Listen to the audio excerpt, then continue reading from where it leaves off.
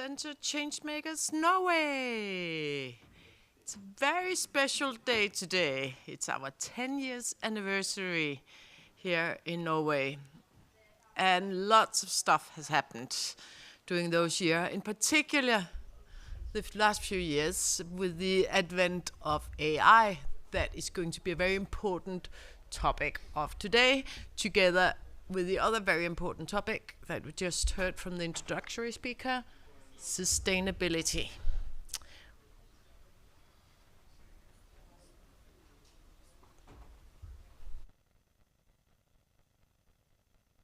Thing for my ear as well, but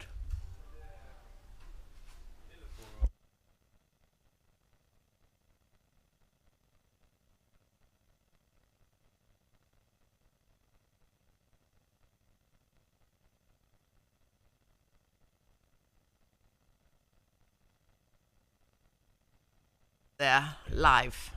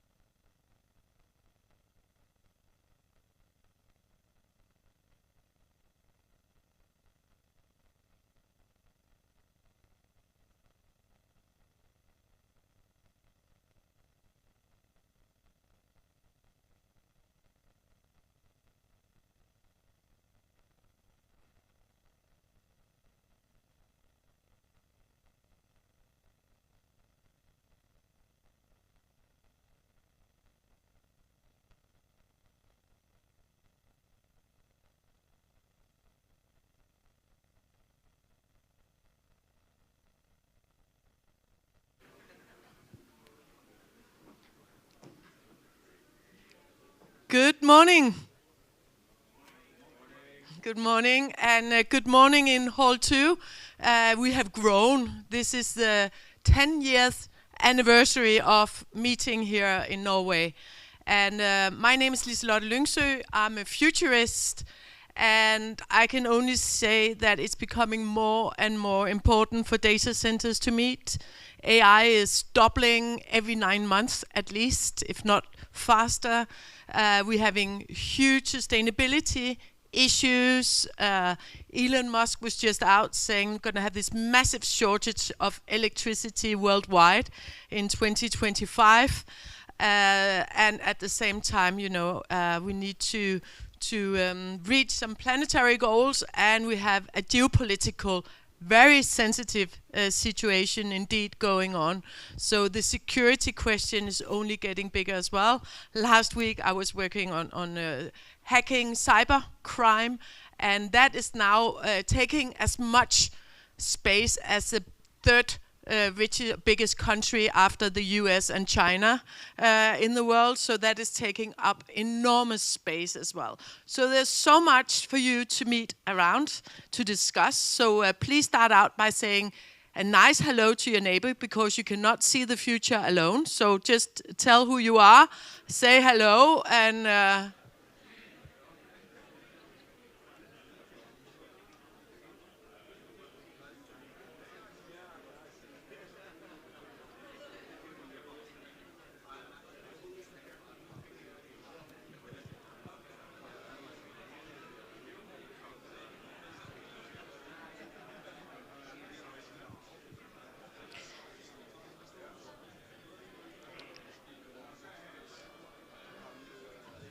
thank you. That should make it a little bit easier to walk around the exhibition center later. And I think it's going to be key to have this, what I call feedback fitness, to hear the stuff that you didn't know, you couldn't live without. So you couldn't Google, you couldn't ask ChatGPT about it. You had to hear somebody else telling you. So I really hope you get full value out of your day here together with us. And I have the pleasure of introducing our first speaker, a very important person arriving from the European Commission, with a background in Holland as well, Diederik Samson. He is former chief of staff, but he has been the main responsible, or one of the main responsible behind the Green Deal, securing this digital backbone of Europe. Welcome to you.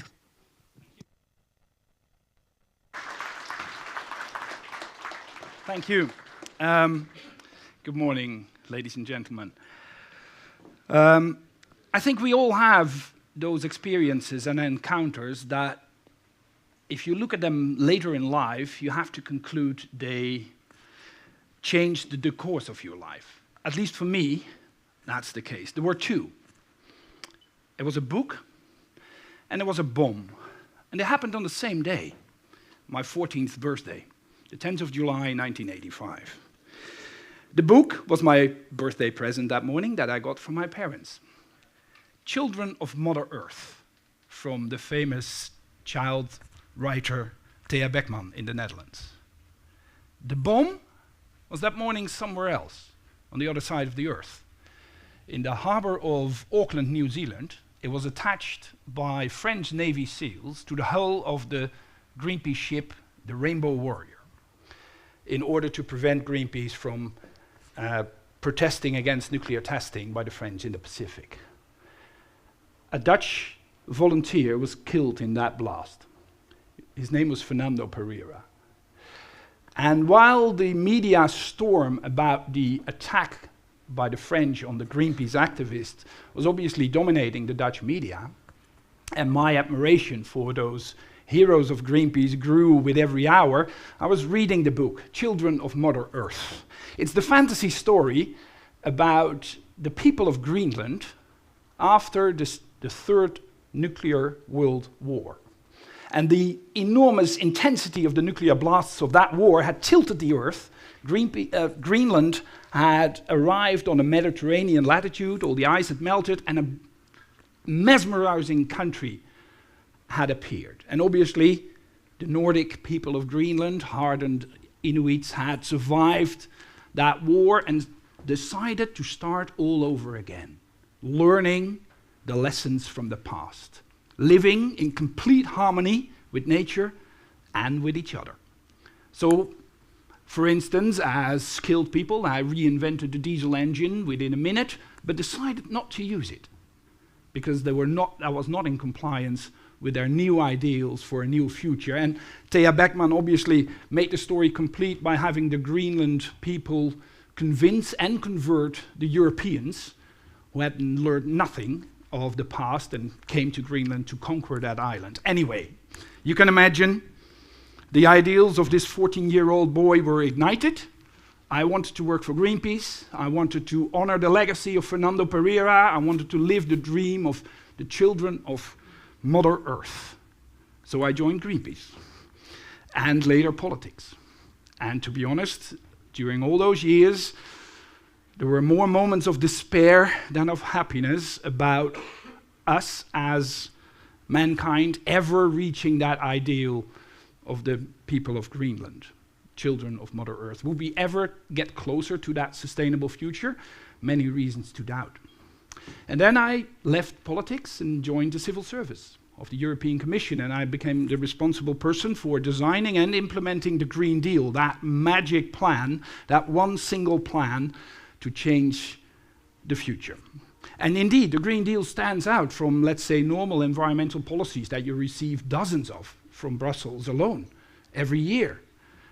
The Green Deal is different. It's different in its coherence and its ambition.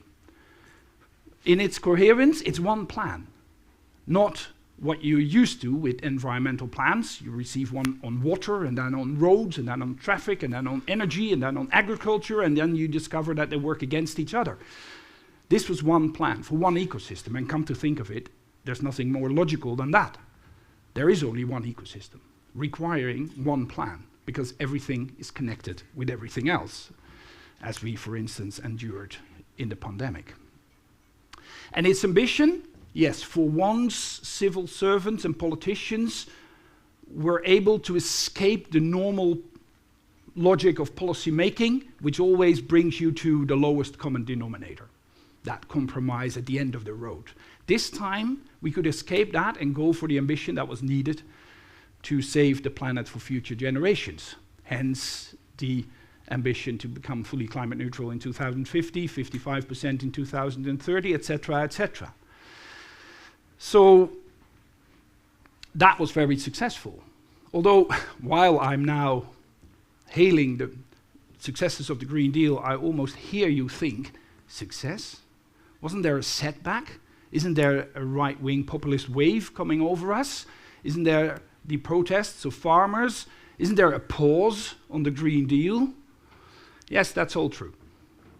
Progress, especially in politics, never follows a straight line.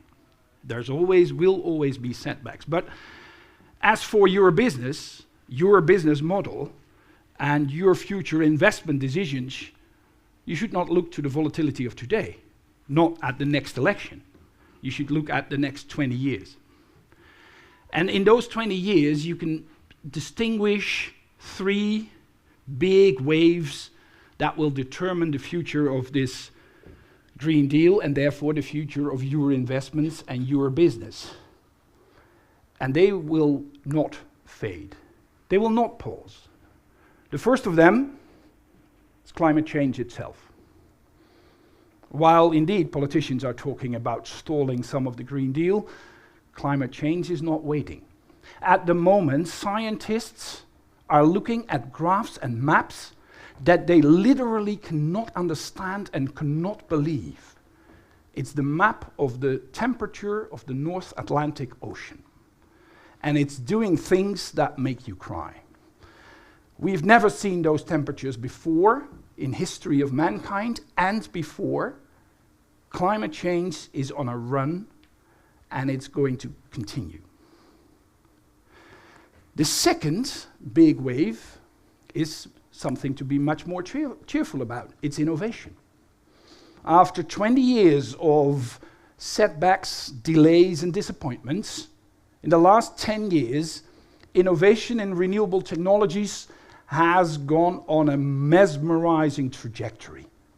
If you look at the cost curves and implementation curves of technologies like solar, wind, electrical vehicles, batteries, so to speak, it's mind-boggling. The human mind can do crazy things, and we're lucky to be so smart with so many to be able to do that. And it won't change, or it won't stop. Because if anything, it will only accelerate. Not only because we have more to do, but also we get much more possibilities, and you are part of that. AI will change the pace of innovation. You and your sector are not just a bystander in that incredible change. You're part of it. You can make it happen. So the next generation of solid-state batteries requires new materials that can only be invented using AI. The next generation of electrolyzers requires new technology that can be sped up using AI. And if we continue on this pathway, we might just be in time to beat climate change. The third wave, the third long-term wave, is the most existential one. It's our young generation, young people. And I discovered that in the last 5 years, talking to many people while designing the Green Deal, many people who think they're very important, and sometimes they are. So high-ranking civil servants, ministers, or CEOs of big companies. And in all those conversations in the last 5 years, and you might recognize that, it turns to their own children, asking questions. Small ones about eating so much meat.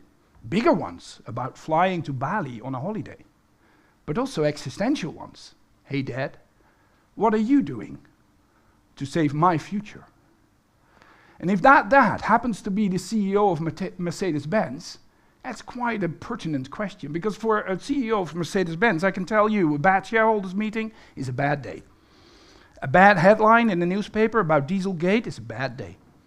But not being able to answer your own children on that simple question is much more than a bad day. And that applies to CEOs of car companies, and it applies to CEOs of data centers, and the whole value chain behind it. We are all responsible for saving the next generation's future. We're all responsible for creating that ideal children of Mother Earth. So yes, we will accelerate in the coming years. Maybe there's a pause after the next election temporarily, but don't get distracted. Your job is in the next 2 decades. And yes, regulation will speed up. And I know you all want to hear from me exactly what that regulation is going to be. I don't know, because in a democracy, a new mandate is up to the people. So the next commission, starting at the end of the year, will get that new mandate from the election. But you can sort of, between all the volatility and all the noise, you can see what will happen. If you look at the Energy Efficiency Directive, you're already obliged, by now, by the way, to report on the power usage effectiveness of the data center and all the materials in it.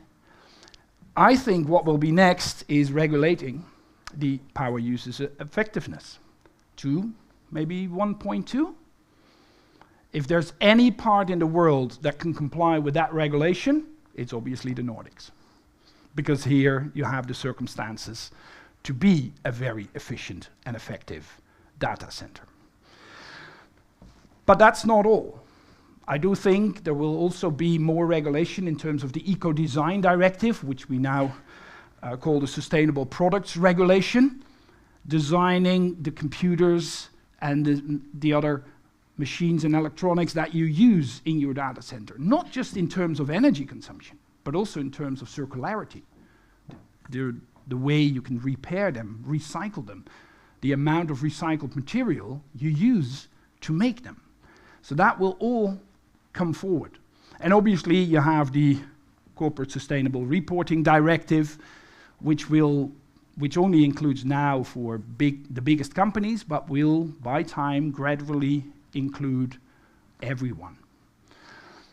And I can only advise, recommend to you to team up as a sector in order to design the standards, the metrics, and the reporting methodology in order to decrease the administrative burden that will inevitably come from such regulation. But there's more than regulation. There's more than just compliance. There is the so-called license to operate, which you do not acquire from a government or an authority, you acquire it from the public. The tolerance and the acceptance of the public towards your business sector. And I don't reveal any secret if I tell you that the data center community is part of a heated debate in terms of its energy consumption, in terms of its spatial claims, and maybe also more fundamental in terms of what it's actually adding to society in the added value.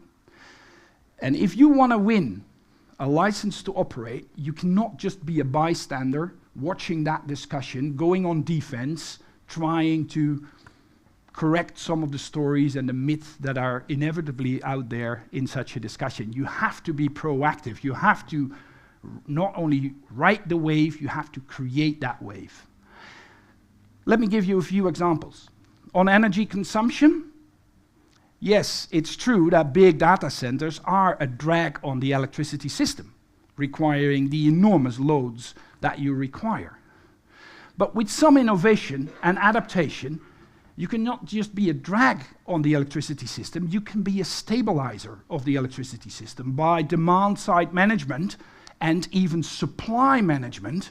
You, as a data center, can take care of a stable grid in the presence of very volatile sources such as wind and solar. But then you have to go beyond the business as usual innovation that we have right now.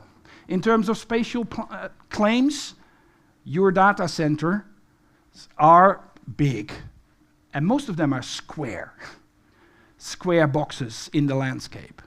The next generation of data centers should be part of nature, should be built with nature, should be built with water, should be built with the flora and fauna around it. I have to remind you, the Green Deal is not just about energy and climate. It's just as much about biodiversity. And if you could compare apples to oranges, you can't, so don't. But still, if you do, the biodiversity crisis that we are experiencing right now, the 6th mass extinction that we're actually causing right now, might be a bigger threat to future generations than climate change is. Don't compare apples to oranges, both are existential. But that also, you have to relate yourself to that question, also in terms of your license to operate. And then about what you're actually doing as a sector, as a business.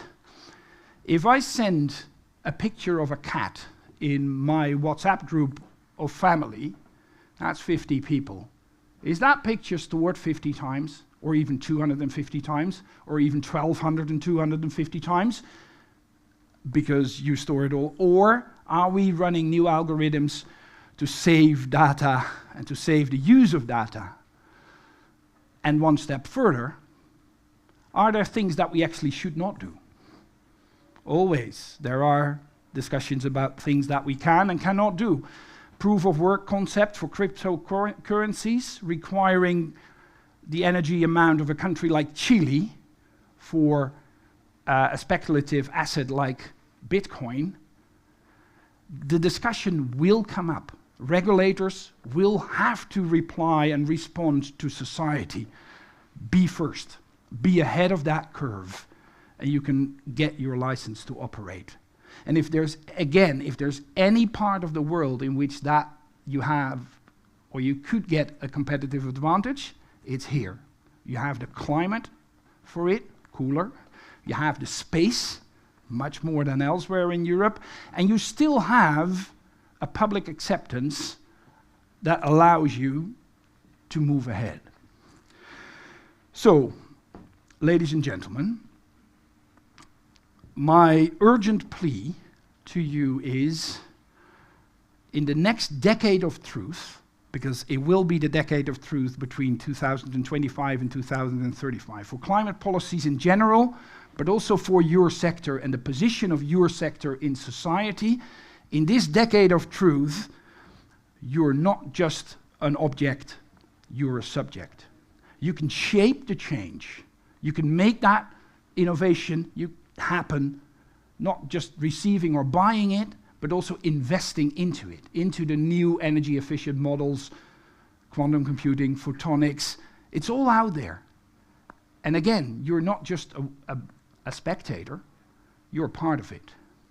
Especially here in this part of the world, where you can not only comply with the regulation, or one step further, gain competitive advantage, get that license to operate, but most important, live up to the dream of the future generations and become children of Mother Earth.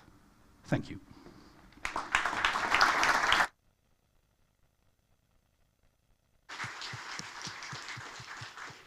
Thank you very much. That was a fantastic opening of our next 10 years ahead. Any questions or comments?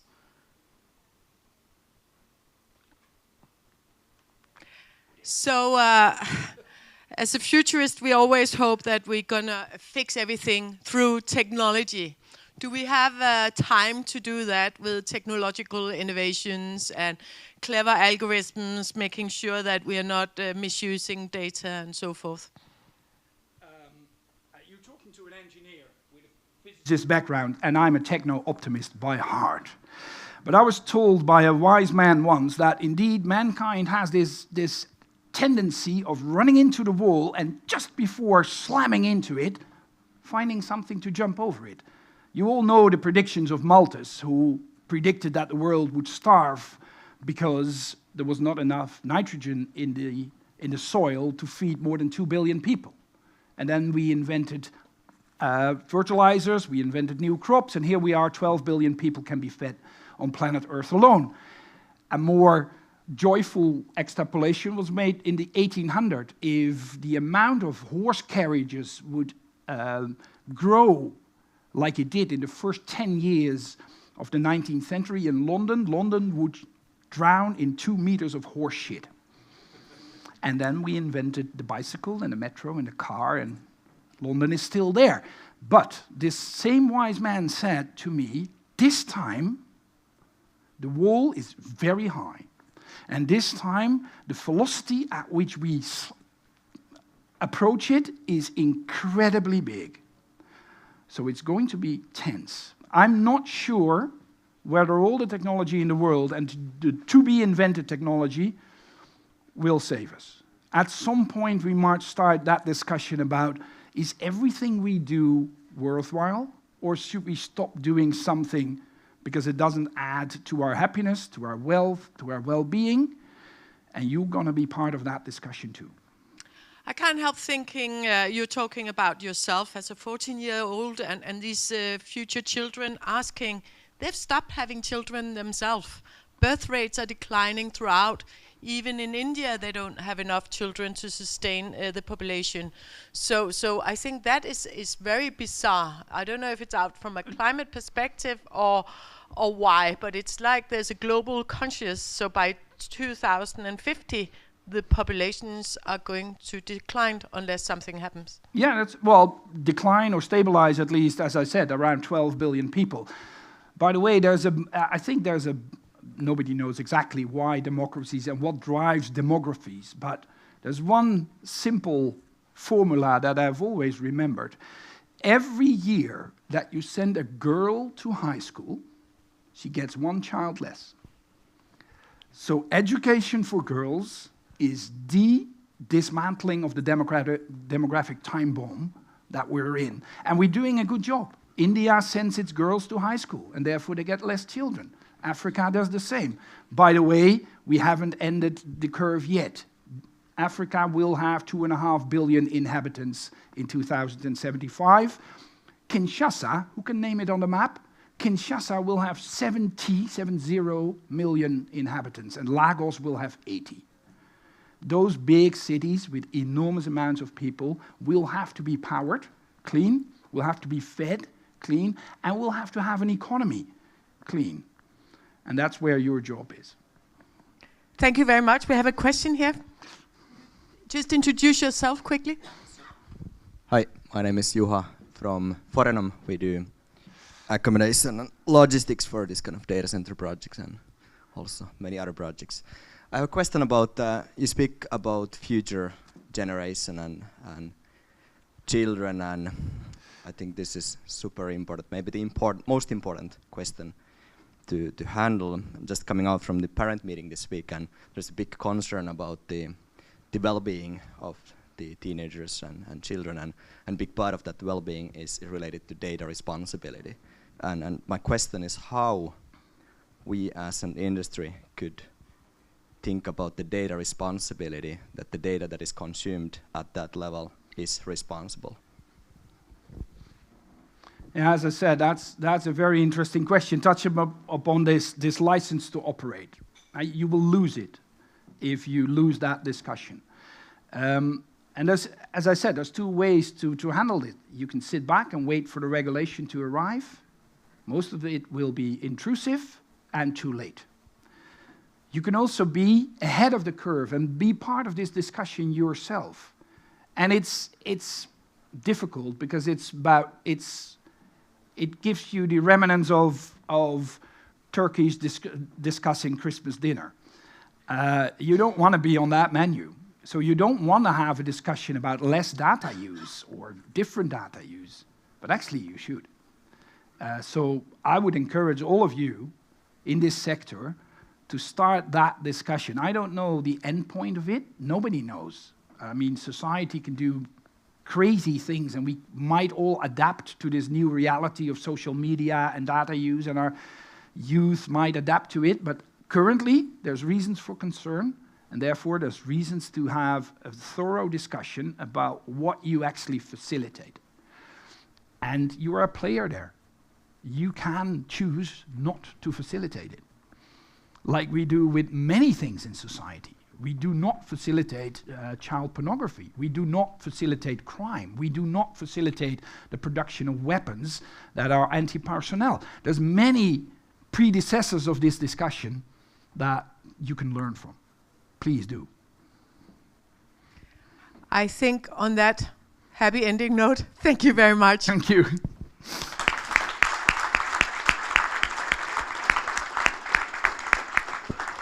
In 3 or 4 minutes, we will be ready for the talk show here on stage, and we will definitely touch upon both the sustainability questions today, but also on AI, which we also heard from the previous speaker that from Didrik, that it is going to create at least some advantages. It's a two-edged sword. On one hand, it's going to give you a lot of capacity issues in the years to come.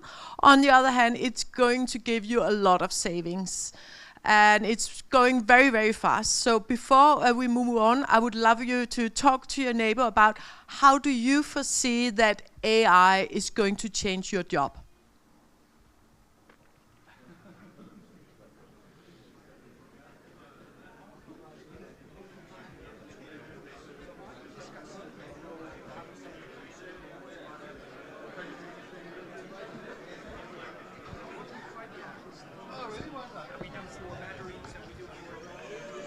Hey.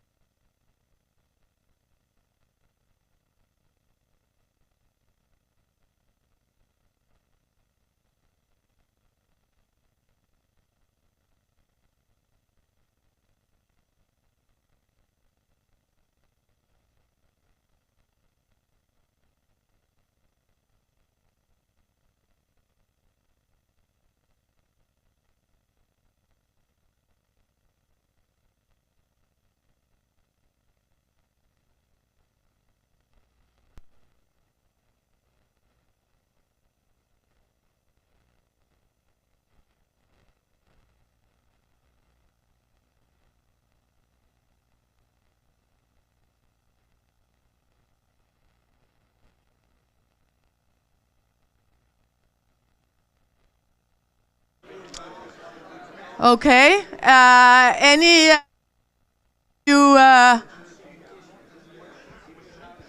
that you wish to share with everybody? Any big game changes since last year? What we have seen is that we have a huge democratization. So one thing that data centers are notoriously known for is being very specialized. They have their own vocabulary and they have their secrecy. But maybe AI can bridge that, so we can have other groups, other profiles to help us creating the future. What we see is that experts using AI, they are lifted 19%, whereas newbies, beginners entering the field, they are actually lifted by 43%. And that means that you will have new people coming into the industry that can actually start discussing at a very high level with you fairly quickly. And at least that should give some new ideas, new input to the field, because we are indeed hitting a big steep wall, so we have to be very innovative together. And again, I really hope you will use this day where we meet physically to talk. My own daughter is an engineer, and they are working hybrid at Rambøll. And she said, "Oh, my boss is not at work, he's working from home, and I have this question about AI and indoor climate, and I don't want to call him because maybe it's a really stupid question." And I said, "Sophia, but you call him." "No, I might be fired if it's a stupid question." But and then I said, "But why do you have to wait until he's there at work?" And she said, "Oh, but then I can ask him, more nonchalant, more laid back, and it doesn't seem, and I can read his face. I just don't want to do that." And that is a big issue we have this day, where we don't meet any longer, and everybody is sitting in their own fields. Spoke to lawyers as well. They are finishing their work at home rather than sending off to their colleagues as they did in the past. So it is actually really important that we meet and greet sometimes. Without further ado, I'm looking very much forward to moving into this one. Can I give my moving to the next microphone, and I'd like to welcome all the online viewers as well. And Marcel, you will be joining me in the ear.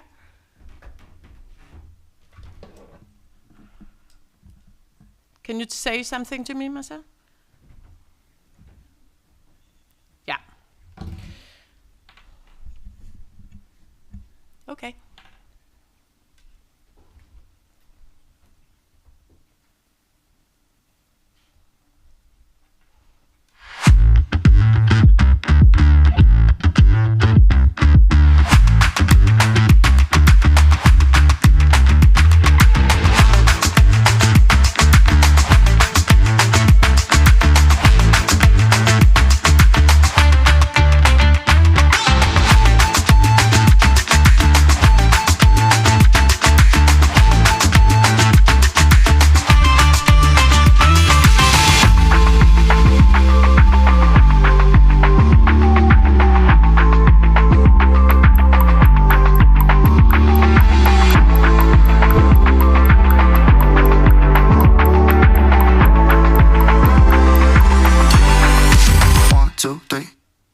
Welcome to Data Center Changemakers Norway, live from Data Center Forum Oslo, and a very special data forum this is, because it is our 10 years anniversary, and we have actually dealt with a lot of important subjects during these years. I think it's really important that the data centers are meeting, that they are exchanging ideas, and Data Center Changemakers, of course, is here to facilitate that process and to help making those changes. We have 2 episodes scheduled for you today. The first topic is going to be the buzzword on everybody's mind, the one you've just been talking about together with your neighbor here live, AI. And my name is Liselott Lyngsø. I'm a futurist, and this is Data Center Changemakers Norway.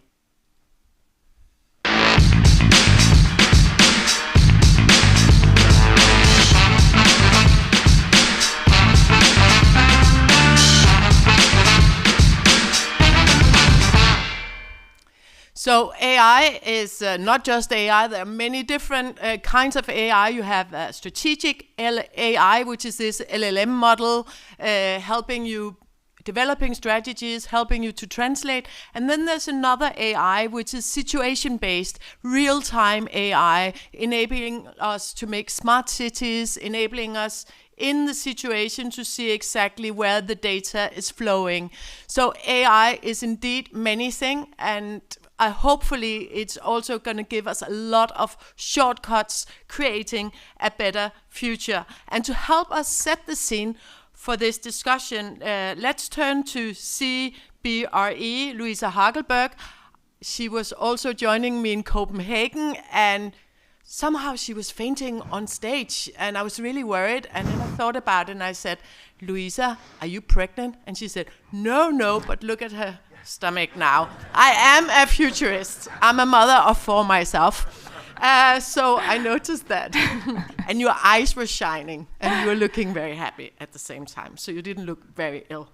Anyway, Louisa, I'm really happy for you to give us an overview of the latest trend. Nobody is better than you. Welcome. Let's give her a hand.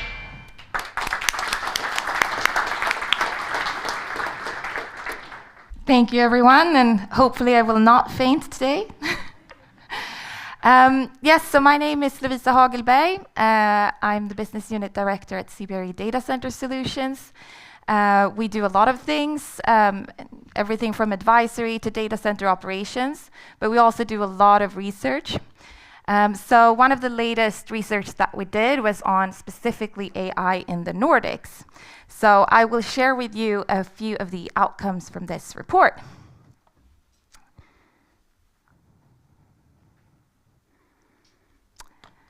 So what we did is we spoke to the majority of all the operators in the Nordics. We did not look into hyperscale's own AI deployments, even though that is a pretty significant interest in the Nordics as well. We talked to operators in the metro markets, but also wholesale data centers outside of the city limits. And these are just some illustrative examples of operators in the Nordic region. And just to set the scene a little bit, we're seeing a huge increase in capacity in the Nordics right now. So within this year, we're seeing a doubling of the supply. So about 460 megawatts are going to go online this year. And out of those, 208 are forecasted to be here in Norway. So Norway is by far the biggest contributor to new capacity coming online this year. And then specifically on AI, so how's it looking right now in terms of design? So at the moment, the data center operators are using their existing facility for AI deployments. We're seeing the majority is within the wholesale data centers outside of the city limits, so in the more remote areas. These data centers are able to offer low-cost renewable energy. They have high standard of resilience. And a lot of these operators do think, though, that they will need to expand to have AI-specific data centers. And this is not far into the future. We're probably talking within this year, we will see these kind of data centers popping up here in the region. The design will be simplified. We are not looking at data centers that have the same type of high requirements when it comes to connectivity and resilience. However, speed to market is the most important factor when it comes to the design element. So much more flexible designs will be starting to emerge. So we're seeing a bit of a mix in data center designs currently, specifically because the requirements from the customers are not specified yet. And we see that the rack densities are continuing to increase, and that also changes the design. So we're seeing a lot of different things happening right now. And interestingly, we're also seeing some operators talk about having edge-type deployments closer to their end customers. So what are these customers looking for? 3 things. So the 3 most important things for AI deployments is they need to be quick. So these customers are asking for really, really fast turnarounds, somewhere between 1 to 4 months. They want green, and that's specifically looking at the energy. So renewable energy is a high priority. And on top of that, they want it to be cheap. So that's a very important factor. And I don't know if you guys know about another region that's better at that than us, but I think this is the place where you can find all these 3 elements. So looking into the future then, we see a lot more capacity being required. A lot of low-cost power will be needed for this. As I mentioned, the rack densities, we're just seeing a continued increase. At the moment, it's around 20 to 30 kilowatts per rack, but we're also seeing up to 75 kilowatts per rack at the moment. So we need data centers that can support this. So that also goes into the design. We're seeing requirements for stripped down processing hubs without all the requirements for resilience built in. And we also see that there's a requirement to drive down capex. So that's also something that will be continuing to drive the design element. And the types of customers are also different. So we're looking at a new type of customers. A lot of the times we hear things like, we've never heard of these people before. This is completely new. We're talking about startups. So it's a completely different landscape that what we've previously seen.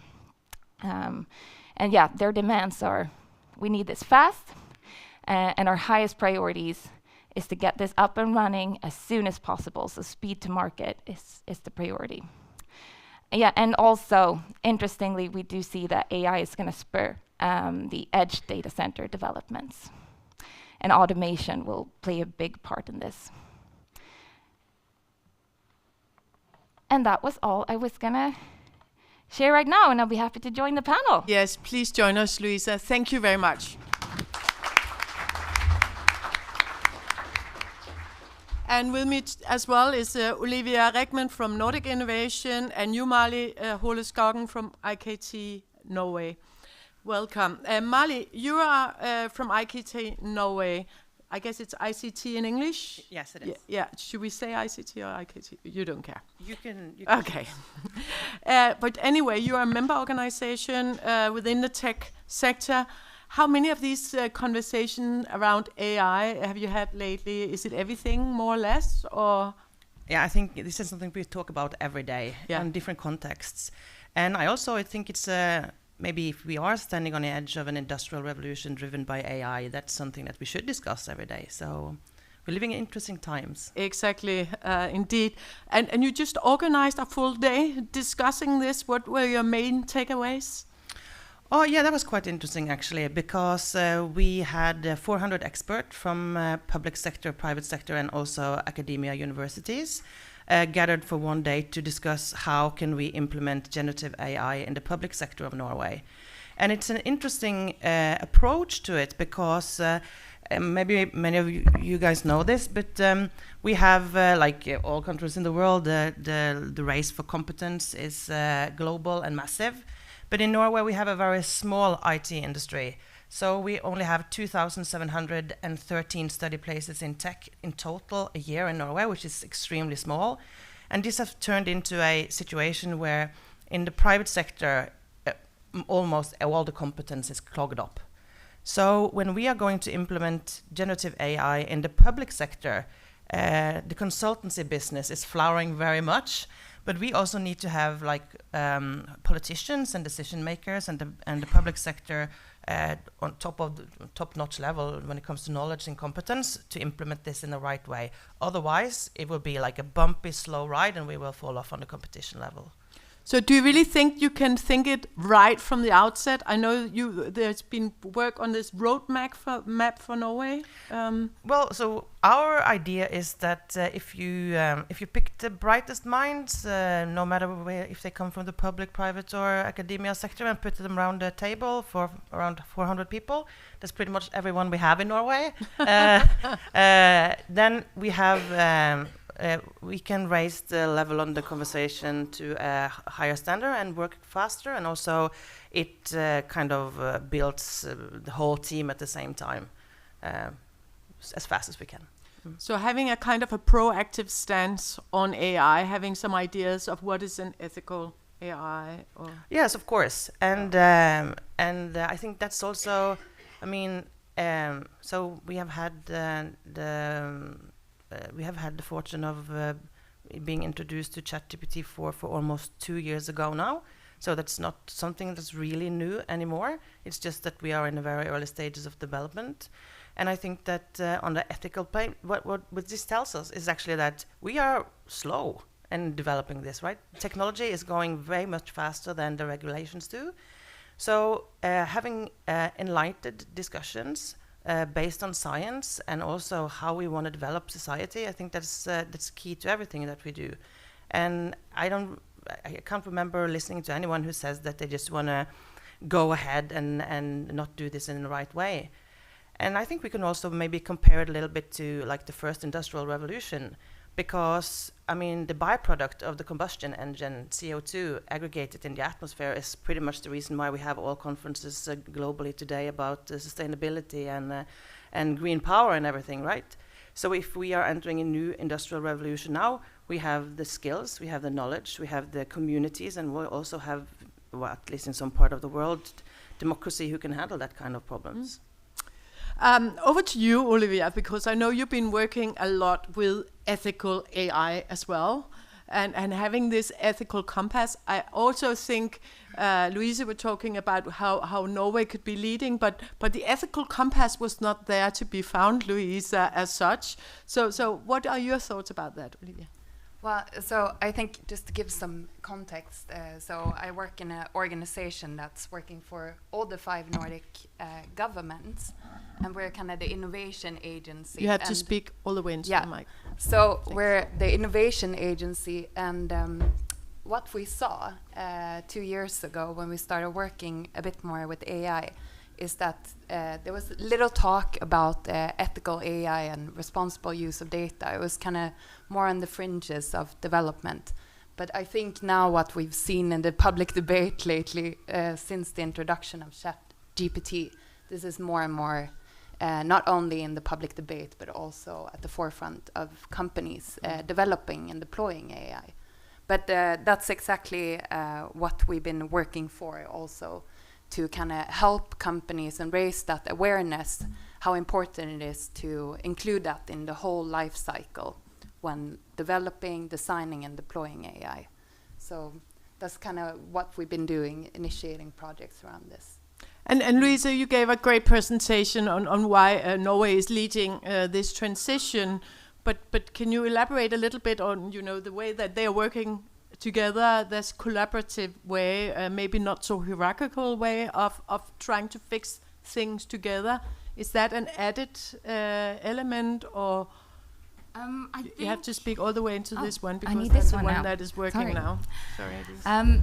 No, I think when it comes to AI, there's a lot of things that need to come together, right? There's everything from having it function to thinking about the ethics of it and what it's actually going to be used for. And I think that Norway and the Isn't Nordics... that very far away from data centers, thinking about that kind of big meta stuff? I mean, Well, we I didn't think- learn it in school. I don't think it's a typical knowledge point that you get. No, absolutely not. So I think it's something that we as a community need to be aware of and need to work together to make sure that, you know, we're not doing things in a way that's not ethical, and that we're not just letting technology jump ahead of us. I think we're at the time now where, you know, innovation is really bringing us forwards, and we're going to be able to do things that we've never been able to do before. And with that comes a lot of question marks, right? So we need to think about how we do that. And I think we're in a good position to have those conversations now, because we can't do it before it happens. And this is it. It's happening now. Yes.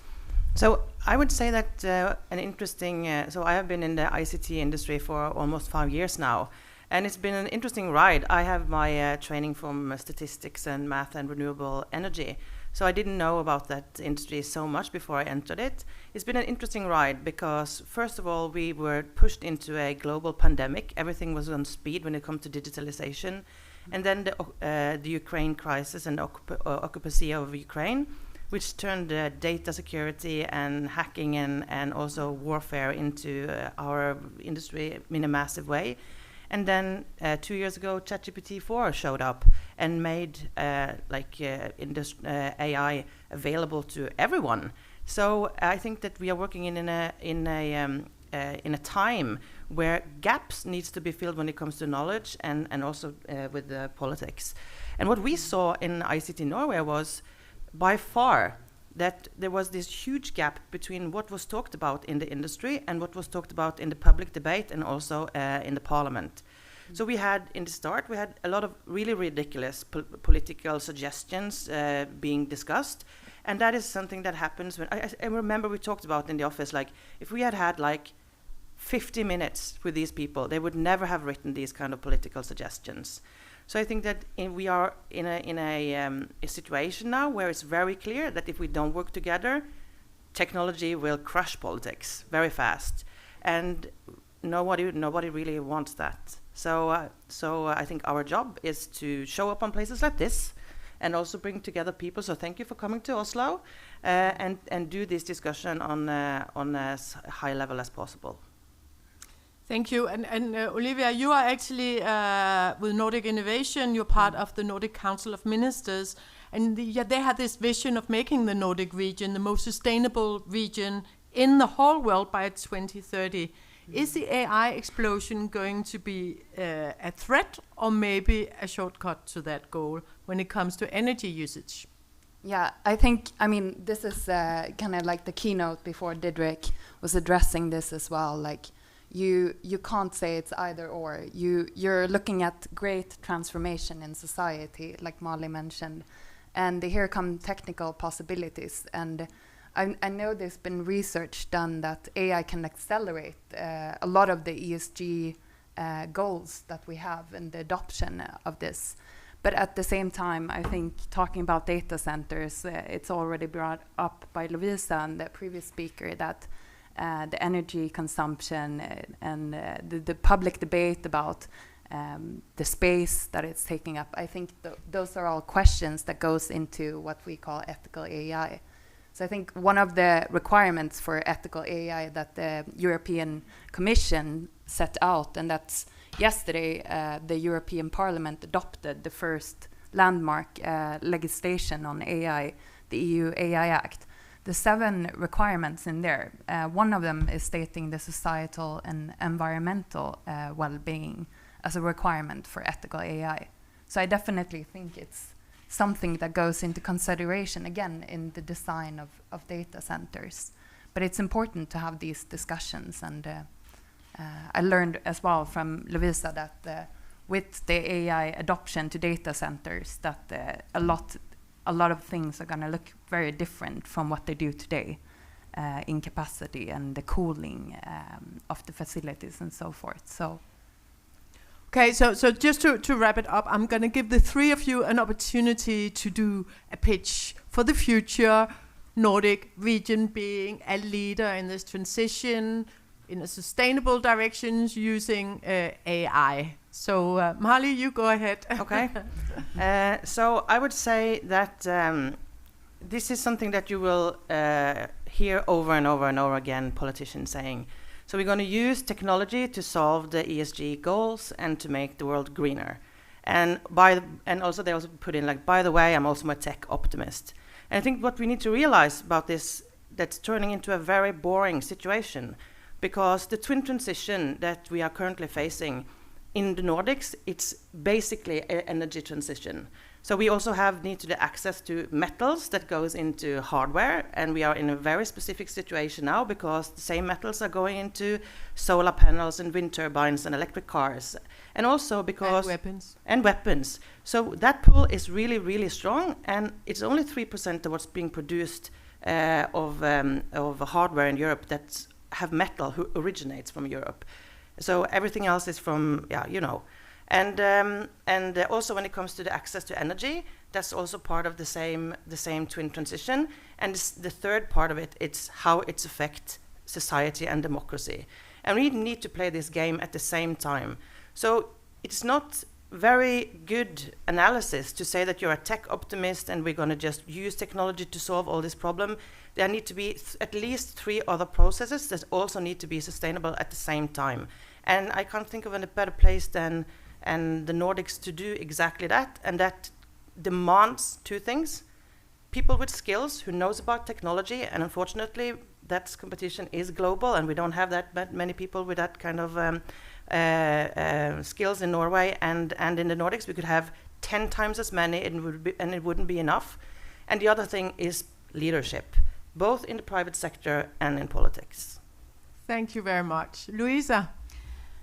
I think that AI is going to happen whether we want it or not, right? So in one way, we have a huge responsibility, and specifically, you know, what I just said, that we see a lot of AI deployments coming into the Nordics. So we have a huge responsibility to make sure that it's done in the right way.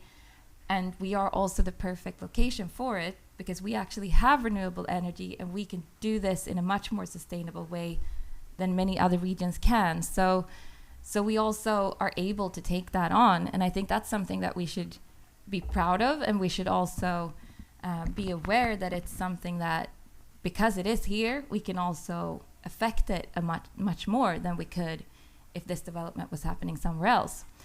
So with that comes a lot of opportunity. And I think that's something that we need to harness and use the skilled people that we have to make sure that we take that responsibility. And I think Nordics is the perfect place for that. Thank you very much, Louisa.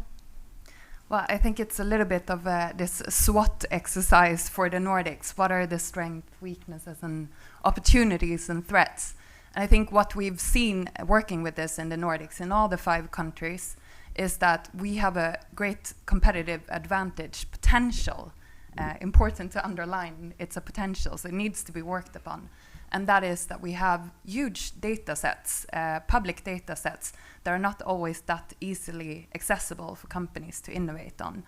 And we also have a disproportionate amount of tech companies in the Nordic region compared to the rest of Europe, but also in the world. Sweden has one of the highest amount of unicorns in the world. That's just the tip of the iceberg, of course, but it still indicates something. And then we have a quite developed private financing market, VC investments into startup scene. So there's huge strengths to build upon here. But at the same time, when we talk to companies in the Nordics, we do see that data management is a huge issue and challenge, as well as sustainability and the talents and skills. Over 50% of the large corporations today see a shortage in talents when it comes to working with this. And then lastly, the implementation of regulation and how to move from theory to practice is a big and challenge. that is exactly going to be the topic of the next session here at the talk show. Thank you very much for attending. Let's give them a big hand of applause.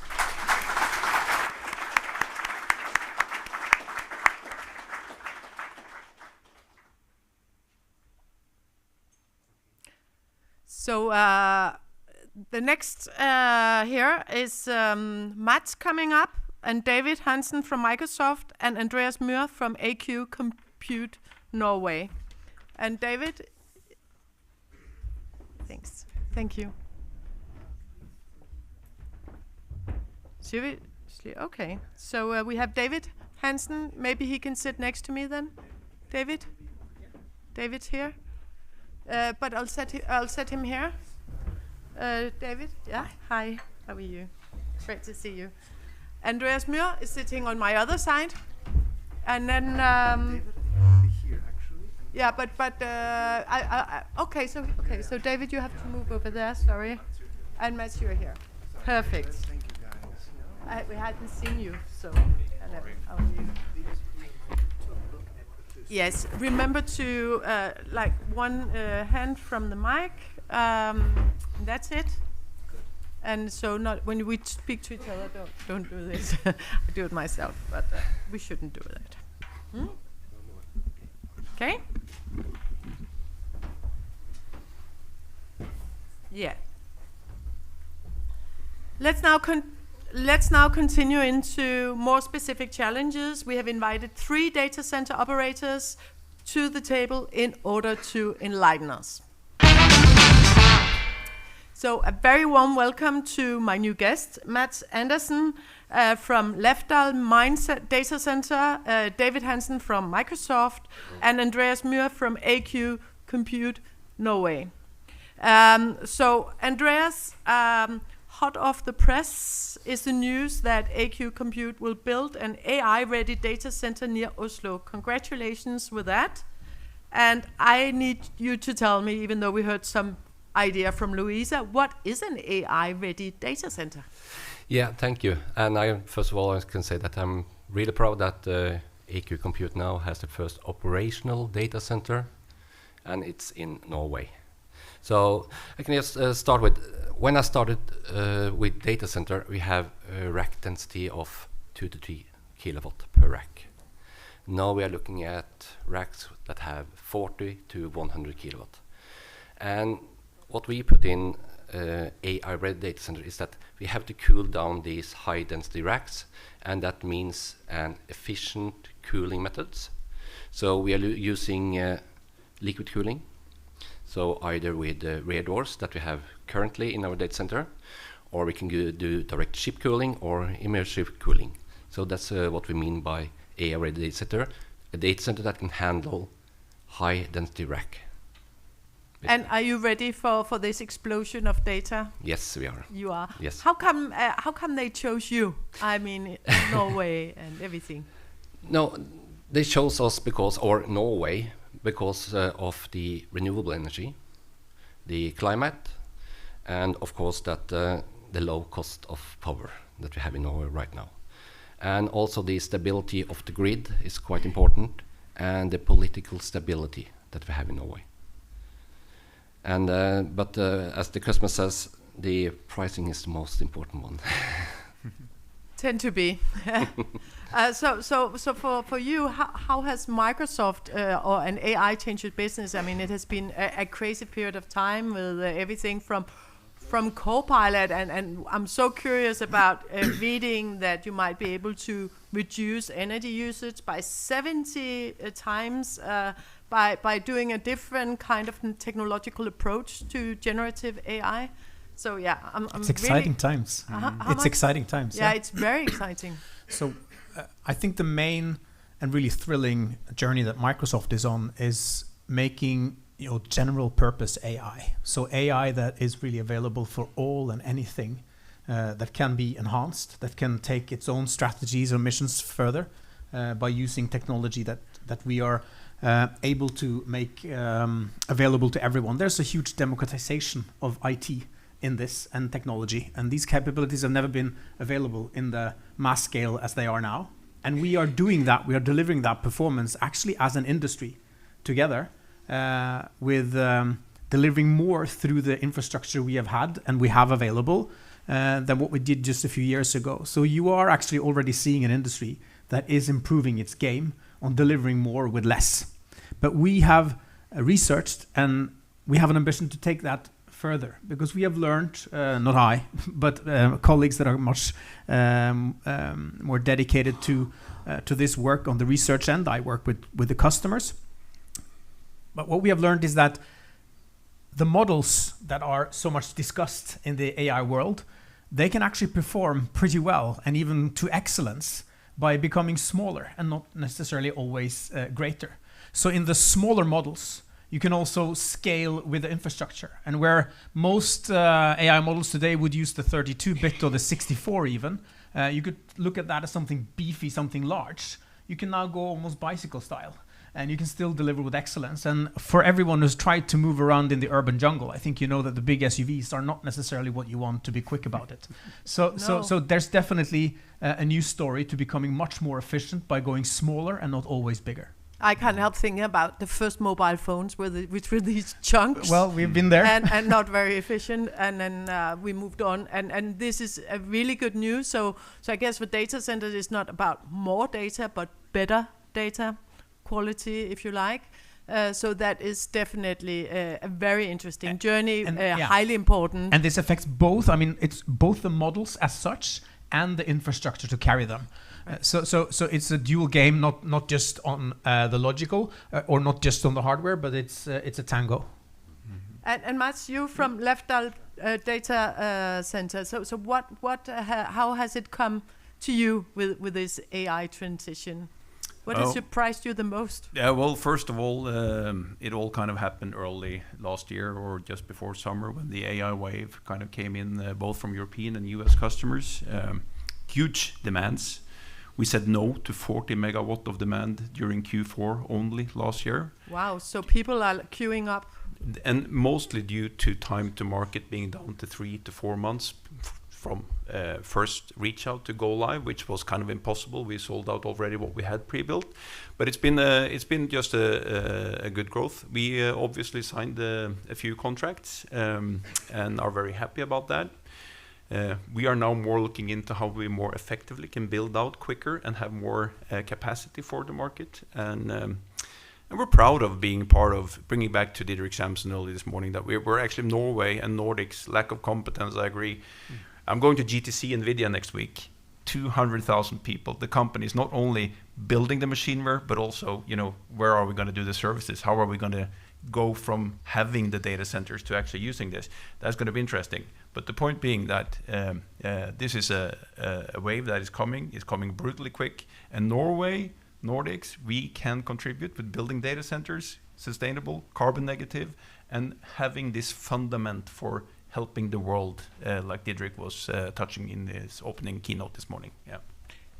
Thank you very much. I need to hear you again, David. It's called BitNet B158. Do you have a better name coming? Yeah, I was actually challenging Copilot on that, but it is a name that probably brings those of us who are at least somewhat familiar with the bit dimensions to something small. So at least in that way it makes sense. So it's the point. So it's not 158, but the point. This is not something that is scaled at present. We are sharing knowledge to drive a discourse and to drive a development of an entire industry. We have been here with scale for a long time, and we intend to advance as we need to advance, because what we see is a society that more and more will depend on what our industry can deliver. We are simply trusted much more than ever. It's never happened before to this scale. I grew up in an industrial city, and I think everyone who has done that have followed over the years how something was big, sometimes quite messy, sometimes took up not only place and space, but even made a footprint that could be discussed. It still built our societies. It still made our entire, what we know to be our home city or our regions or our countries. I think we have to look at doing it faster with our industry, doing it far more greener. And there is also a story about using what we have learned, that we can excel and we can do things smarter. Sometimes we have to experiment. Sometimes we have to have these discussions about how we found the right metrics. Are we measuring and doing it the right way? And these things require this kind of conversation that we have now. So definitely there is a game for looking into the future, but not forgetting where we're from. And that is an industry that has already proven that we can deliver much more for less already. And we will continue to do that, both in terms of water, in terms of energy, in terms of land usage, all these metrics that matter. Andreas, will there even be a future for data centers that do not comply with AI? Yes, we still need what we call the legacy co-location data centers, because we have the public sector that still needs to have what we call normal density racks, and of course other private company also need it. So yes, there will still be a possibility for co-location data centers. And do you use AI on the inside, for instance, for energy optimization, cooling, or resource management, or just for not sending stupid text messages to the boss in the middle of the night? We are looking into using it in our data center to get more efficient. But of course, in marketing, we are of course using it right now. You? Now, same answers really, yeah. So can just comply with that. I think definitely AI is at the core of how we develop our data centers. So it's not only what we deliver with our data centers, but also taking our own medicine. So we're not going to be the shoemaker's children. We definitely need to use our own technology. But more than that, we also need to trust the fact that what we provide can help others do so much better on all the things they're struggling with. So we are talking about advancements that many are dependent on. So doing investments in our industry and making some leeway for this industry to find its right way is an important step of doing much more into driving the shift to green and more sustainable societies. So we shouldn't be, stepping or shying away from this discussion. I think we need to step right center and present what we can offer, and also how we have already shown that we can do things much greener, much more efficient. It is not just something that we are aspiring to, we're doing it as we speak. I guess we have to do it as we have this huge democratization process. We all need AI in our daily lives. We can't do our jobs, any of us. We expect 2/3 of all jobs to change before 2034. So there's no way back. Thank you very much for joining. Thank you. Thank you.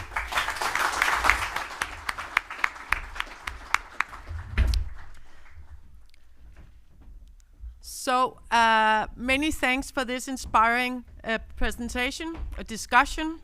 Now we are moving to hybrid IT. And here on the table with me, Halvor Bjarke, and Christian, you have to sit here with me on the right. So if you sit there, perfect. And just a fist from the microphone, please. So much data is being generated, and it will only continue to explode. As I said this morning, there's a doubling every 9 months or more than that. So where exactly are you going to put your data? On premises, co-location, cloud, or edge? We're going to look at them individually, even though you can, of course, place it as a combination as well. What are the security, the privacy, and the compliance implication for each of those choices? Let's find out. But first, to help us set the scene, I have our dear friend and colleague to set the scene for this discussion. It's Ali Muanidin from Uptime Institute. The floor is yours, Ali. Thank you very much. Thank you. Let's give him a hand. Good. Thank you. It's great to be here yet again. It's nice to see the room is full and we've got a lot of people online. I've been involved with this event for the last, I guess, 6 years, and certainly we've seen the region accelerate as far as the data center sector is concerned. Certainly, on a global basis at Uptime Institute, we talk to a lot of enterprise organizations. And those organizations are looking for digital infrastructure partners, data centers that are highly resilient. More importantly, those organizations are looking for not only resiliency, but sustainability, right? So sustainability and secure digital infrastructure. And the first speaker today referenced all of those specific points and really pointed to this region as perhaps a very good site to actually host your infrastructure. My presentation is going to cover hybrid infrastructure. You can see the punchline of the presentation. The future is hybrid as far as Uptime research is concerned.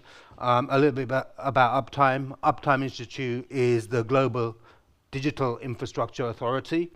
We help organizations plan, design, build, and operate digital infrastructure. I mentioned this earlier, but I'll mention it again.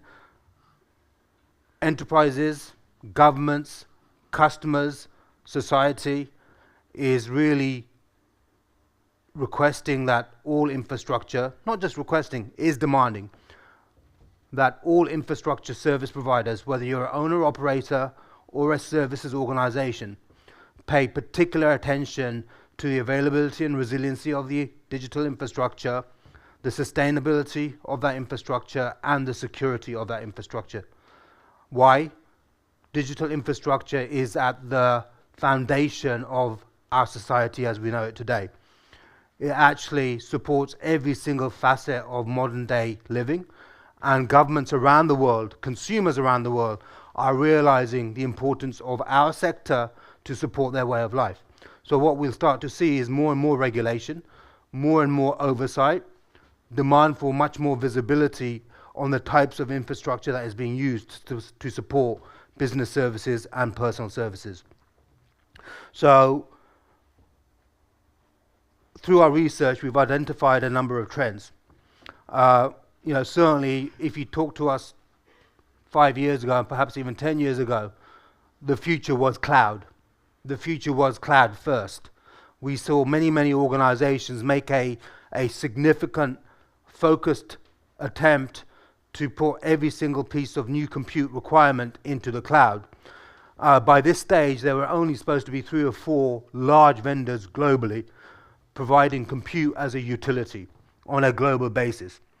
Certainly what we've seen is a significant migration towards hyperscalers to public cloud use, but certainly we've also seen enterprises continuing to build their own infrastructure. Yes, a smaller footprint. Yes, they haven't been building them as fast as they had historically, but certainly these organizations, these enterprises are using hybrid infrastructure where a significant amount of their capacity is going into public cloud, but also we're seeing a significant increase in the use of co-location service providers and also managed services and systems integrated service providers. More recently, we've seen companies really take a hard look at their approach to deployment of their IT capacity, and some organizations and certainly large enterprises are rethinking their strategies in terms of which compute they're placing where. The good news for the Nordics is that a lot of organizations are looking at where they can place their capacity, which would be sustainable, and where they can use sustainable service providers. And certainly, again, Nordics is one of those markets that we see a lot of enterprises who are splitting their compute capacity across a number of different compute venues and geography, starting to look at, if not already, placing their compute infrastructure here in the Nordics. So while we see some steady migration into the hyperscalers and into cloud, we'll continue to see on-premise data centers that are being run by organizations because these organizations are increasingly being asked about data sovereignty. Where is the data located that you are hosting into the cloud or a co-location partner? What are you doing to protect the availability and the resiliency of that digital infrastructure? And can you support local data requirements, data sovereignty requirements, whether it's transactions that have to remain on soil for financial services, whether it's personal data or healthcare data that needs to remain on soil because of data sovereignty regulations themselves. So in 2023, we can see that even today, 48% of all digital infrastructure and compute capacity is within the corporate data center. So that is being run and operated by a enterprise. 14% in co-location, 13% in public cloud, and then the rest is distributed across different other vertical markets. We will see this trend continue over the next decade. And certainly we see with very specific new applications, new technologies such as AI. Yes, the large language models will be hosted by perhaps some of the large hyperscaler organizations, but we can already see enterprises thinking about building their own AI capabilities, their own LMSs to really large language models, so they retain ownership of the IP, but also start to build their own know-how in terms of building their future applications and their future services based on AI. So, yeah, as touched on by the previous speaker here, we are seeing that a lot of the drive towards hybrid compute is driven by the fact that more organizations are requiring a higher density in terms of their power density within the rack. They're unable to provide that themselves, so they are using third parties to be able to outsource those workloads. Certainly, there's a significant amount of pressure in the market today in terms of availability of the required compute capacity, and certainly we see more and more use of hybrid by of co-location by enterprises. However, we also see significant demand for co-location space by the hyperscalers. So, certainly we'll see some increased pressure in terms of availability for those high power density compute resources. So, while the future is hybrid, we still see some issues in terms of management concerns around using third-party service providers, and certainly those concerns are really focused around the availability of A, space, but B, the availability of specific compute capacity within specific regions. The level of visibility that third party provides in terms of the energy consumption of the infrastructure, but also of the IT, but also the infrastructure itself, but also finally the costs associated with outsourcing significant amounts of that infrastructure to a third party service provider itself. Data security, I mentioned this earlier, that data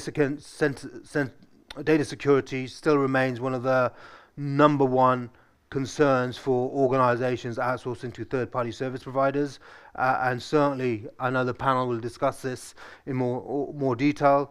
1 in 5 organizations also are concerned about resiliency, particularly when organizations are using the same third-party service provider, and certainly cloud concentration risk seems to be a concern where organizations are hosting within cloud infrastructure, within co-location, or within a cloud service provider's own infrastructure, the concentration risk that may cause a particular market.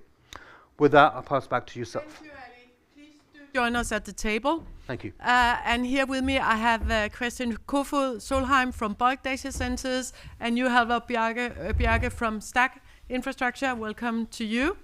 So where do you put your data? On-premise, colo, cloud? That's a big question, and we are going to discuss the pros and cons of each option. So Christian, if we start with the topic of the previous discussion and also what Ali was talking about, AI on premises, what is your take on that? What would be the ups and downs? I think and welcome. Yeah, thank you very much for having me as well. I think if everyone is confused, I understand why, and there is a lot of yes and no's around this. So if you are a smaller corporation and you want to explore AI, then the cloud is the way to start. And what we see is when you have developed something that is sort of mission critical in an AI stage, then you have to make sure that if you have to run this operation for the next 5 to 10 years, that you actually have the resources available for this. And that is where we see our customers from an enterprise level coming in and building their own infrastructure. And it's a cost question, but it's mostly about an availability question. You cannot go into the cloud right now and say, I want this infrastructure for 5 years. And the longer you actually commit to your infrastructure, the more expensive it gets. So if you want a clear cost picture of your, we call it a base level of GPU usage, then you go out and buy it. And if you are in a cloud situation and now you're using 100 GPUs right now, then that is your base, and you know that that's not going to go lower than that. Then you look at investing this on premise. Yeah, mostly in a co-location facility, because it's also so variable what is that you need. And if you build an on-premise data center now and you build it for, let's say, a little nerdy, but the GGX A100, for example, which was the prior edition of the NVIDIA GPU server, let's say that, then you build it for 25 kilowatts. But then the next day, the H100 comes out, you have to build it for 43 kilowatts per rack. So you cannot keep up as an enterprise building your on-prem on that level, I would say. So Halvard, on-premise also means that data is not moved between servers across regions.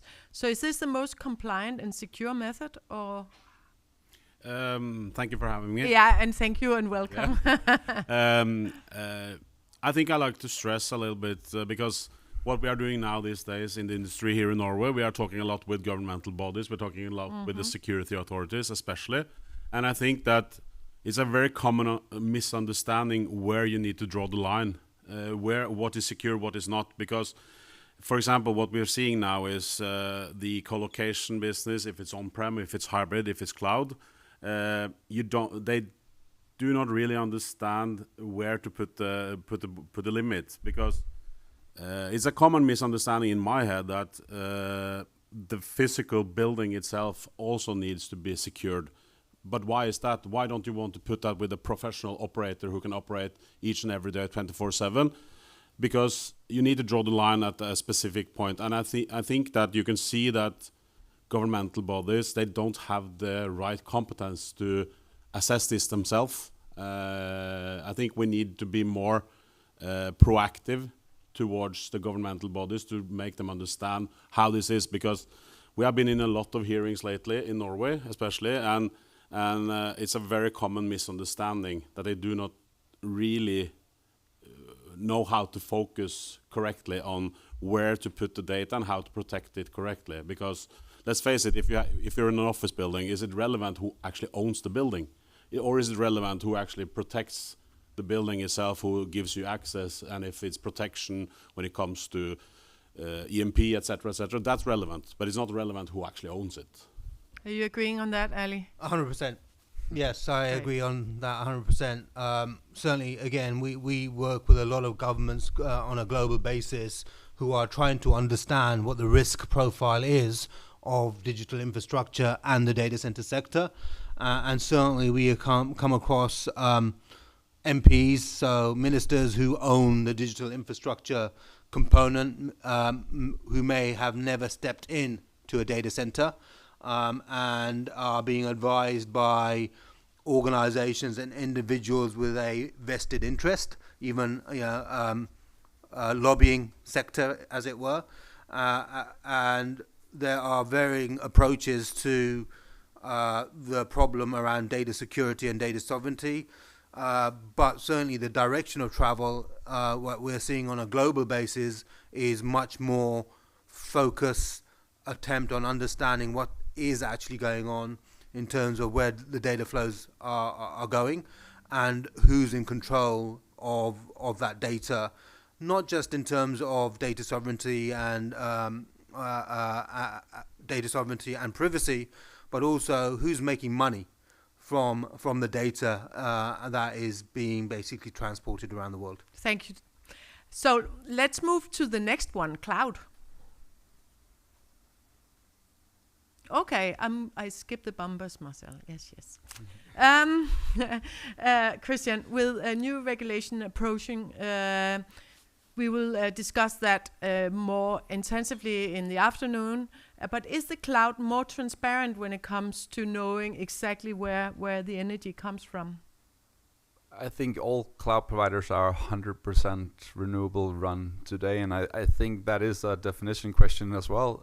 I think what will happen going forward is when we start reporting on both location-based power and market-based power, because you can get a cloud service from Amsterdam that is 100% run on renewable energy, and we know that is physically not possible. So we will see a large sort of maybe a bit of fire kind of situation where people actually get the full insight in the location-based sort of on their emission reporting. So I think there will be a wake-up call for many around this, but everyone is stating 100% green, and to be honest, no data centers is 100% green. They either built in a existing facility, still have to be built, right? So I think we need more transparency on this. You need to do a better calculation. Also, Halvor, I want to ask you, all this latency, is it still a big boogeyman out there, or is it changing? I think that's changing because of the character of the different services. You obviously have latency critical infrastructure already, but if you look at AI, for example, it's maybe not that critical. We did talk a lot about Norway and connectivity 4 or 5 years ago. It's not relevant as far as I can see it anymore. Now we have very strong fiber connection to Norway. You can see that AI deployments are also going a little bit out of in the regions as well. So and obviously, if you've seen the last few announcements the last years, that's not deployments that will only serve Norway. That will serve all of Europe at least. So, Christian, a quick comment on that? I don't always agree on the latency, because when we are in Norway, we also always said that latency doesn't really matter when it comes to, because we are 15 milliseconds away from Frankfurt. And when you train an AI model, it doesn't really matter where it is. It doesn't really have to be that resilient. It can go down a few hours and it just sort of stops the work and you start again. But when you move from a training part to an inference part, which is the major problem in the industry right now, that we are seeing that inference is more and more taking over. So you train a model, but you also have to use it. You also have to interact with your user. And again, when you commercialize an AI model, then the interaction with the user starts to matter. We all know that if Google is slow on your search engine, then you go to another, and Google will lose revenue, as an example. And the same will go for AI models going forward. But Norway is in a good position, because let's say 15 milliseconds is acceptable for most, but we will also see a more hybrid approach from the more flat markets, where they still need to have a lot of AI locally because latency matters.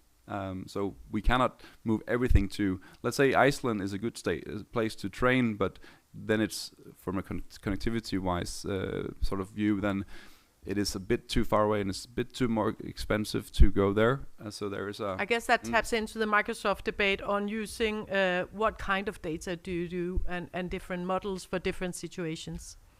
I mean, certainly. So, just talking about hybrid infrastructure, right? So organizations have to really understand, yes, what the latency requirements are, what the end service is, what the service is being sold and what's going to be delivered, what the customer experience should be, and what organizations are expecting, or customers are expecting. So in a world which is hybrid, compute capacity will be distributed dependent on, yes, latency requirements, yes, sustainability, yes, power pricing, but also let's not forget the end customer and what the service that they're expecting. And if we are talking about AI applications, or if we're talking about autonomous vehicles, the final mile or the final half mile is just as important as the ability to have that center of compute 100, 500 miles away. Thank you very much. Yeah, I know speed is very important. I think they use it in China just to make it a little slower for the sites that they don't want so much traffic on. And it works perfectly, just creating that few extra seconds. Because we are lazy and we want things now. Let's move on to the colo. Halvor, what is the relation between all these governmental regulations and then the decision on to deploy on-premise, off-premises solutions? Currently, it's a little bit unclear because the regulation is not yet there. There's a lot of initiatives ongoing when it comes to if you could potentially be under the Security Act, you could potentially be identified as a national function, for example, similar to a hospital or to the power grid, for example, critical points in the power grid. So that's what I'm trying to... we are working a lot with that now because it's important now that we do this correctly. And I think they are a little bit late. They're coming a little bit late because this is happening now. I think the war in Ukraine accelerated this, obviously. So it's good that it's happening now, but it needs to be landing correctly. And I'm a little bit concerned that it won't, because they do not fully understand the infrastructure and the digital infrastructure, not only in Norway but also in globally. So yeah. Maybe we need an accident before they understand. Hopefully not. No. Touch wood. Can I comment? So Christian, Yeah. let me have your comments on that. I think right now we're seeing a lot of innovative projects on hold because nobody really knows where to do that, and it's a bit of a shame because there are a lot of innovation that can happen, and especially using AI, but how to do it, and it's not cheap building for AI. So again, an NVIDIA server is like 5 million kroner per server. So when you look at Telenor, for example, who's doing a great job promoting their new initiative, then 100 million that was promoted is not that much money when it comes from a box perspective.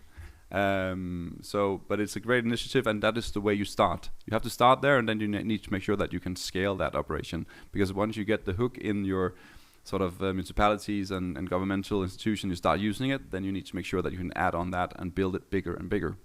But I also think it's very important to stress that all of the data centers that are being built right now in Norway, there's a lot of attention from the world. But how does that actually affect the Norwegian enterprises and governments? Because let's say we're building 42 megawatts in the Christiansand area right now, it's for AI. But we also have data center buildings next door that are for more traditional, secure, hybrid IT. We're also doing it in Oslo. We have O6, the old Hans Møller Gassmannsvei. That is where we see a lot of attention right now. It's very local, it's very secure. And we're also doing a setup there where we can run 500 kilowatts per row on 10 racks, so 50 kilowatts per rack. So we are sort of preparing for both the sort of one rack customer that comes in with a 4 kilowatt deployment. We're also preparing for a very large 10 megawatt, but we are sort of everything you have to prepare for now to serve the upcoming needs. And I want to say that I've actually done a podcast. It's called Super Trends on the future of critical infrastructure with Christian. So if you understand a little bit of Danish, you can listen to that one. Ellie, I would like you to sum up on this. We have touched upon these three aspects. Sure.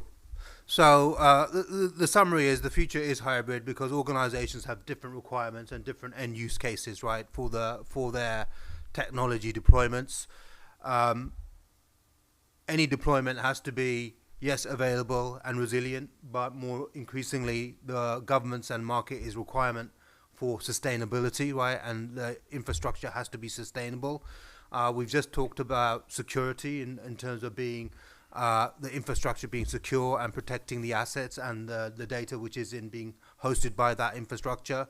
And certainly at a global level and at a European level, we're seeing the data center sector being regarded as national critical infrastructure. NCI is being designated as NCI by a number of countries already here in Europe. And we're starting to see not only the European Commission, but local regulators following that same guidance in terms of really trying to understand the risks associated with the digital infrastructure, which is supporting all of the critical services that society uses today. That's my summary. Thank you so much for all my guests and their fantastic insights, as well as all you viewers here live in Oslo, and those of you turning in online.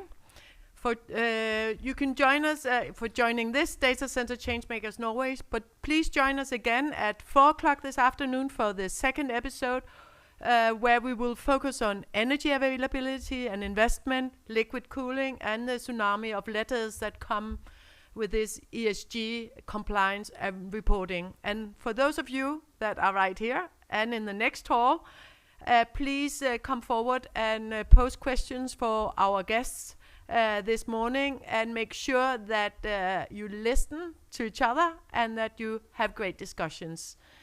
See you this afternoon.